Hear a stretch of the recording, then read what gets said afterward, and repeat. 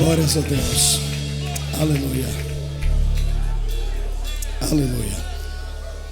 A paz do Senhor, irmãos. A paz do Senhor, irmãos. Vamos estar em pé uma vez mais. Glórias a Jesus. Quem trouxe a Bíblia Sagrada nessa noite? Sem perca de tempo, abra sua Bíblia comigo. Segundo livro dos Reis, capítulo de número 4. Deus está nesse lugar. Aleluia. Se você não sentiu nada nessa reunião, comece a orar. É sinal que você morreu e esqueceu de ser enterrado. A presença de Deus é muito viva nessa reunião. Tudo é possível acontecer aqui nessa noite. Tudo.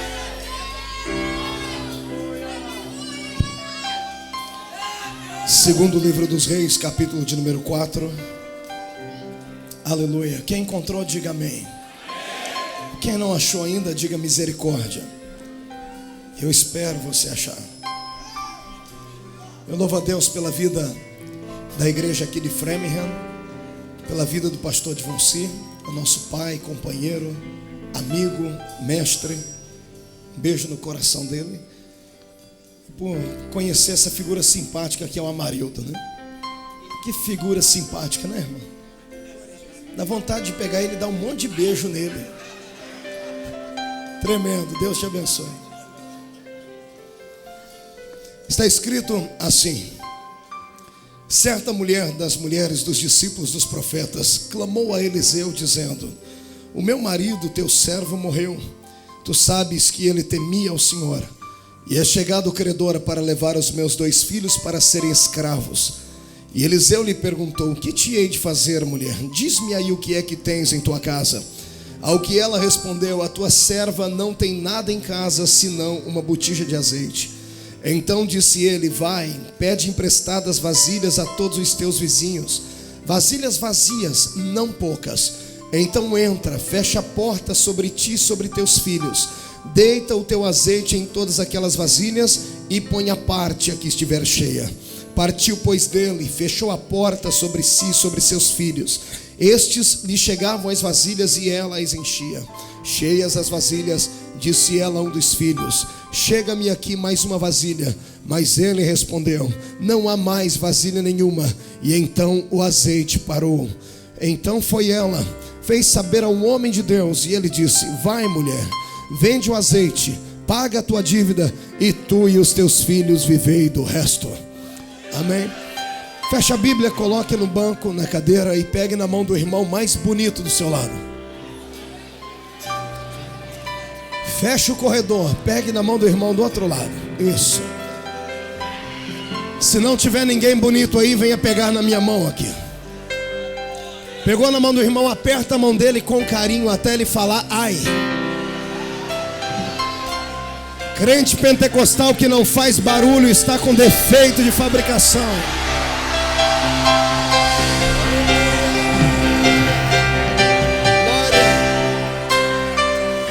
Feche seus olhos, vamos orar. Só o teclado me acompanhando, por favor. Papai do céu, eu te agradeço por esta vitória que o Senhor tem dado à juventude de Framingham. Te agradeço, ó Pai, porque o diabo e os seus demônios sabem o lugar deles, e não é aqui. Se porventura algum demônio desavisado se aproximou deste ambiente, eu ordeno que ele bata em retirada agora, em nome do Senhor Jesus.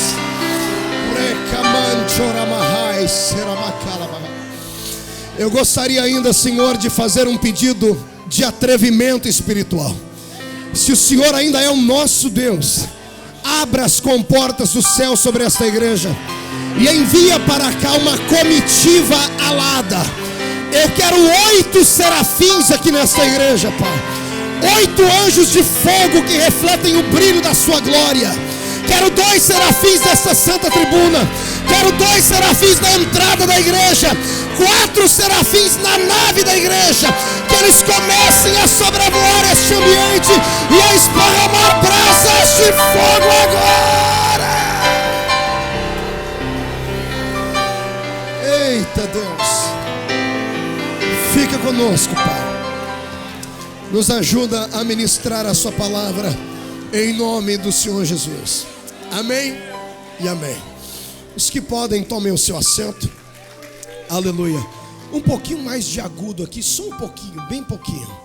Aleluia, aleluia, aleluia. Não, grave não, agudo, aleluia. Tá ficando bom. Pois bem, mais baixinho o teclado. É Rodrigo o seu nome, né? Você está muito bonito hoje. Mais baixinho um pouquinho. Dá para tocar até meia-noite? Amém. Olhe para o irmão do seu lado e diga para ele: é hoje. É hoje que Jeová te pega nesse lugar aqui. Pois bem, glória a Deus. Pregar aqui em Framingham não é fácil, porque aqui não é o pregador que joga fogo no povo, é o povo que joga fogo no pregador. É lindo isso. Glória a Deus. Além de ser necessário a gente ter bastante preparo físico, né? Porque que culto é esse, irmãos? Queridos e amados irmãos, sem delongas, quando eu abro a minha Bíblia no segundo livro dos Reis, no capítulo 4, eu encontro a história de uma família. Diga comigo, uma família. Uma família que tinha um grande, gravíssimo, enorme problema. E quando eu olho para a história, para a vida da mulher com os seus filhos, eu tiro deste texto uma liturgia sagrada que vem a ser uma praticidade para a nossa fé cristã. Quando eu olho para a vida da mulher e dos seus 2 filhos, e com o olhar de um crítico, fico imaginando, tentando entender qual era o maior problema dessa mulher, a minha mente quase dá um nó. Porque se eu perguntasse a qualquer crente, por mais leigo no assunto da Bíblia, aqui dentro dessa igreja, qual era o maior problema desta viúva, a pessoa já me diria: pastor Marco, na própria nomenclatura dela está estampado o problema. Ela era uma viúva. E de fato, viuvez é um problema, mas não era o maior problema desta viúva. Se alguém ainda tentasse me dar aqui um outro motivo, eu tenho certeza que alguém se levantaria e diria: pastor Marco, ela tinha um outro problema então. Os seus filhos eram órfãos de pai. Ser órfão de pai é um grande problema. Eu que o diga, fui criado sem a figura paterna do meu lado, e a psicologia diz que quem é criado em casa sem a figura do pai cresce com alguns distúrbios neuróticos. E isto é um problema, mas olhando com um olhar crítico, eu descubro que este também não era o maior problema dessa mulher. Eu sei que alguém está engasgado aí. Se eu desse oportunidade, ia levantar e gritar: pastor, já sei, o maior problema dessa mulher é o meu também. Qual é? Ela estava endividada. E quem é que não tem dívida aqui? Se eu perguntasse quem é que tem dívida, até as cadeiras iam ficar de 4 pés para cima para dizer que tem. Mas dívida também não era o maior problema dessa viúva. E antes que eu lhe diga qual era o maior problema dela, permita-me refutar as coisas que disse aqui.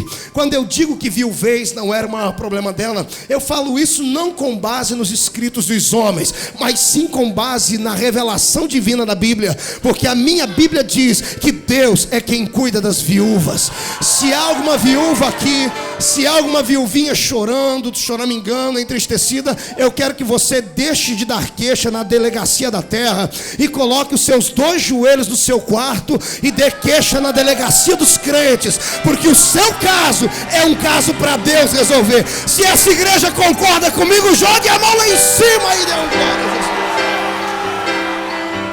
Aleluia. Pois bem, permita-me continuar. Orfandade de pai também não era o maior problema dela, porque na mesma Bíblia está escrito assim: ainda que o seu pai e sua mãe te abandonem, eu, Senhor, te adoto por meu filho, eu te tomo pela mão. Se você está aqui longe da sua família, eu sei que tem muito brasileiro aqui triste, porque a família ficou lá no Brasil. Eu sei que às vezes você se sente atribulado, entristecido, abandonado, e o demônio da solidão quer ser o seu melhor amigo. Nesta noite o Senhor manda lhe dizer: ainda que estejas longe do corpo físico dos seus pais, e se você precisar de um carinho paterno, basta você erguer a sua mão para cima e com glória a Deus atingir o coração do Deus que fez os céus e a terra, e Ele vai te consolar. Aleluia. Dívida também não era o maior problema dela, porque a minha Bíblia diz que Deus é dono do ouro e da... Não ouvi direito. Deus é dono do ouro e da... E se Deus é dono do ouro e da prata, por que você ainda está com seus problemas aí, pensando o que você vai fazer segunda-feira, irmão? Deixa eu lhe dizer uma coisa, cristão tem que entender que quando ele entra dentro deste santuário, ele não pode imaginar que a casa de Deus seja um banco, onde ele vai chegar aqui e não vai conversar com o Salvador, mas vai conversar com um banqueiro, dizendo: Jesus, o senhor tem que me arrumar dinheiro. Não entra aqui dentro pensando que aqui é um hospital, na literatura da palavra, onde você vai entrar com câncer e vai sair daqui curado. Quando você entrar dentro deste santuário, entra imaginando que aqui é uma sala de audiência, e nessa sala de audiência você só vai adorar, você só vai glorificar, você só vai dizer palavras boas, e o seu Pai que está em oculto vai lhe responder. Aleluia. Deixa eu lhe dizer uma coisa, sabe por que muitas pessoas não recebem nada dentro de uma igreja como essa? Porque entram dentro de um culto como esse, ao invés de participar do culto, entram com um espírito crítico, acham que estão diante de um filme para analisar e dar a crítica no final da reunião. Deixa eu lhe dizer uma coisa, igreja não é lugar para críticas de homem, culto não é para homem, culto é para Jeová, é Ele que você deve adorar. Aleluia. Eu vou lhe dizer qual era o maior problema dessa mulher. Pergunte para mim, qual era, pastor? Aperta o cinto para não cair da cadeira aí. Pergunta de novo, qual era, pastor? O problema dela era o mesmo problema que a maioria dos crentes enfrentam hoje. Deixa eu lhe dizer uma coisa, isso aqui é uma revelação que o Senhor me deu. Você tem ou não o direito de concordar, é problema seu. Mas o Senhor disse ao meu coração que todos os problemas que ocorrem na vida do cristão, que é salvo, regenerado, e tem uma experiência com Deus, todos os problemas, seja ele de que ordem for, são apenas consequências de um grande e grave problema, que é um defeito no caráter espiritual. Tudo que você passa na sua vida, depois que aceita Jesus, as mendigâncias espirituais, as lutas, as tribulações, a falta de fé, a falta de vontade de adorar, isso são apenas consequências de uma falta maior dentro do seu coração. É porque você ainda não conseguiu visualizar Deus como a maioria de nós já conseguiu. Vou lhe dizer uma coisa, você já percebeu que do seu lado esquerdo um irmão já quis voar hoje? Do lado direito alguém ficou tão valente que se Golias ressuscitasse, ele arrancava a cabeça dele de novo. Em contrapartida, logo do seu lado, ou mesmo você, não caiu uma fagulha de fogo. Aconteceu um milagre onde você está, caiu neve aí em cima de você. Olha para o seu irmão, você vai ver, tem um monte de crente aqui que não são assembleianos, são sorveterianos. E nessa noite, Jeová manda eu ter um particular com você. Ou você sai daqui derretido, ou você não vai conhecer a glória.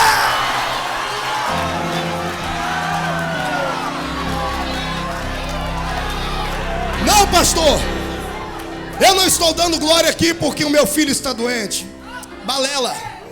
Não, pastor, eu não estou adorando a Deus porque eu estou com um problema muito grave. Então deixa eu lhe dizer uma coisa, para tirar esse espírito de mentira da sua face.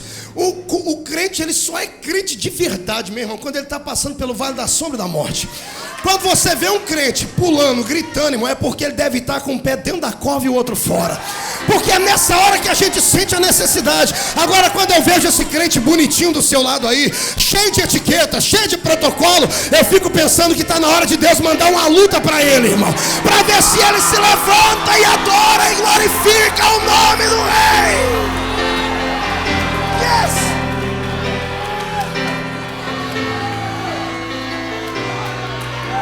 Escute, problema, meu amado, é que você está com uma falta na sua vida. Era a falta que essa mulher tinha. O problema dela, viuvez, orfandade de filhos, dívida, era apenas consequência de uma outra falta. O que faltava na vida dela era azeite. Olhe para o seu irmão e diga para ele, faltava azeite na vida dela. Agora olhe para mim e pergunta, pastor, o que é azeite?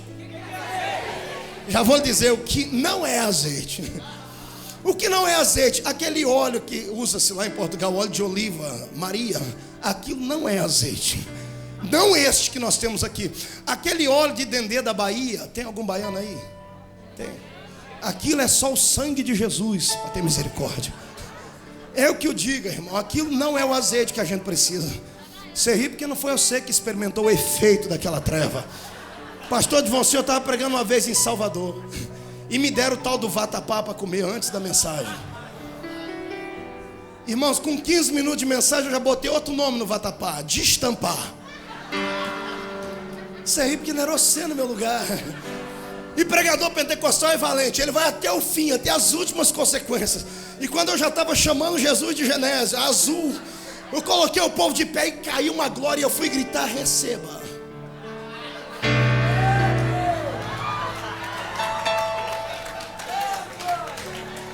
Não completei a palavra. Não pude. Quando eu falei recei, eu travei o meu corpo, agarrei o púlpito, comecei a transpirar e caiu um fogo na igreja. Os irmãos acharam que eu estava ficando cheio do Espírito. O pastor chegou e falou: pastor Marco, o que foi? Eu falei: pastor, o diabo está operando. Ele falou: vamos para a igreja em oração que esse diabo vai sair. Eu falei: pastor, esse diabo não sai com oração. Para onde é o banheiro? À esquerda ou à direita? Esse não é o azeite que nós necessitamos essa noite. Quando eu falo deste azeite da Bíblia, eu falo de um azeite que, embora o nome seja desta terra, a essência dele é metafísica. Quando eu falo deste azeite, eu estou falando da presença do Espírito de Deus na nossa vida. Aleluia. O azeite que faltava na vida dessa mulher era uma experiência profunda com o meigo Espírito de Deus. E eu te convido agora para se preparar, porque daqui em diante Deus vai fazer explodir uma bomba de azeite no meio dessa igreja, e a sua vida será cheia. Eu quero que você olhe para o irmão da sua esquerda e olhe ele, mas olhando mesmo assim, reparando, repare ele. Olha nos olhos, no cabelo, nos pés. Dê uma olhadinha. Olhou? Olha o que está do lado esquerdo, direito. Olhou?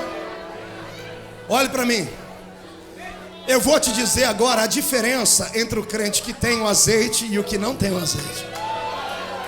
Você vai descobrir aí do seu lado. O crente que não tem o azeite de Deus, essa doce experiência com o Espírito Santo, ele parece um cubo de gelo saído lá do Polo Norte. Aquele que tem o azeite de Deus, que é doce, profunda experiência com o Espírito Santo, ele é uma brasa de fogo tirada do altar de Jeová. Aleluia.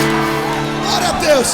Segura aí. O crente que não tem o azeite do Espírito de Deus, ele parece um carro Lexus, mas sem combustível. Só tem aparência. É bonito, mas você dá partida, ele não sai do lugar. O crente que tem o Espírito Santo, ele parece um Fusquinha 66, mas você dá partida, ele vai embora. Está cheio do azeite.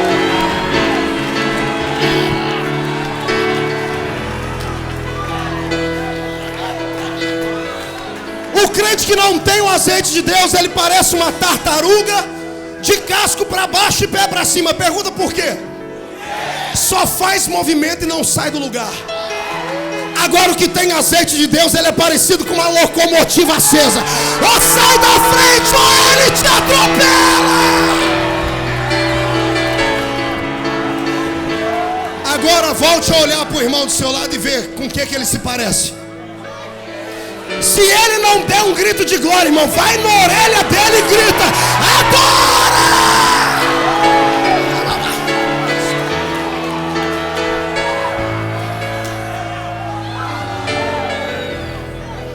Amém? Segura aí. Pastor Marco, o senhor está encrencando comigo que sua assembleia é um tradicional. Tô não, irmão. Se eu pudesse, eu te esganava. Eu não quero encrencar com você. Eu queria entrar dentro da sua cabeça e mexer lá dentro. Não, pastor Marco, eu não faço essas estripulias que essas crianças fazem, porque eu sou uma pessoa amadurecida. Sai pra lá, fariseu. De amadurecimento você não tem nada. Vou lhe dizer o que você tem. Você tem um enferrujamento. O negócio é que você enferrujou no meio do tempo. Não dá glória a Deus porque tem ferrugem na garganta. Não pode ver anjos porque tem ferrugem nos olhos. Não pula porque tem ferrugem nas pernas. Mas Deus vai derramar azeite nas suas juntas.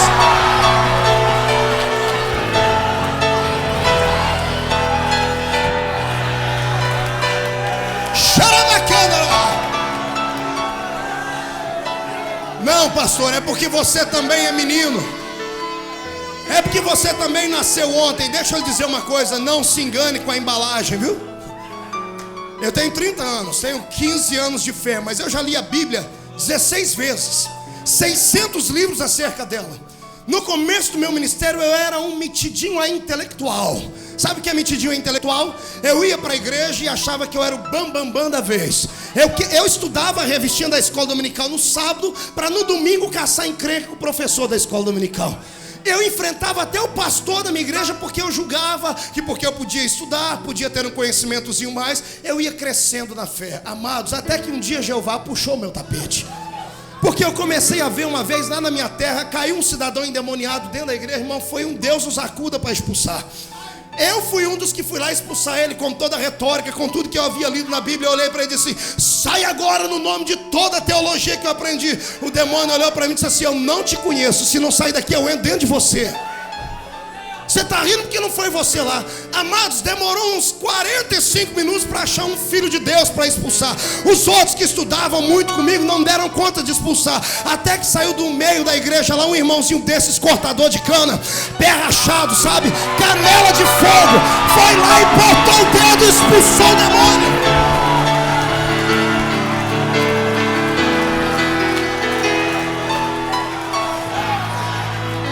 O azeite de Deus, ele não desequilibra, ele traz um equilíbrio. Existem 3 tipos de crentes no nosso meio, e um deles é você. Ou você é um formalista, ou você é um fanático, ou você é um equilibrado. O formalista é esse que está do seu lado aí, só Bíblia, só conhecimento. Tudo que você fala para ele, ele conhece na teoria, mas nunca teve uma experiência com Deus. É por isso que ele critica Deus, o diabo e todo mundo. Duro também é o fanático, que só tem muita graça, mas não tem conhecimento nenhum. Esse ainda é melhor que o outro, porque esse a gente coloca ele na forma e ele aprende. Agora, bom mesmo é o crente equilibrado. Ele tem a Bíblia aqui e o Espírito Santo aqui. Na hora de cantar e de se dobrar, ele se dobra. Na hora de glorificar, ele glorifica. E na hora que Deus está operando no lugar, ele exalta o nome do Senhor. Isto é prova